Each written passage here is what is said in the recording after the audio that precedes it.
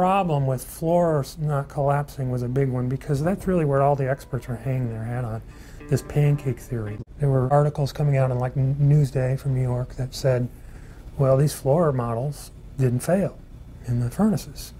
You know, they all passed the test for 2 hours. 2 hours, of course, is longer than either of the buildings stood. That was a red flag for me, right? And then I was even more interested in reading this report.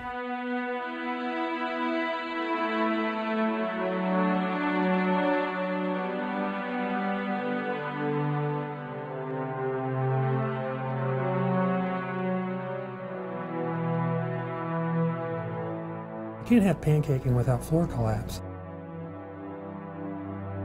In October 2004, when the Popular Science magazine article came out that NIST scientists jumped on board and supported, they were still talking about pancaking, right?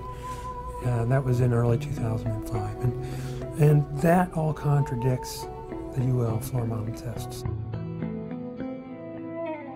None of the samples actually had reached temperatures that would show that the steel might have lost half of its strength. The summary that talked about steel softening and buckling, that directly contradicts Frank Gale's results. The temperatures that were seen by the steel samples were not high enough to soften or melt any kind of steel, even unfireproof steel. So those were the kind of questions that I was asking Frank Gale about, trying to get answers on.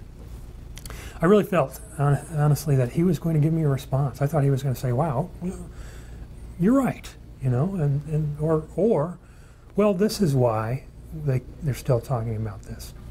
He never responded to me.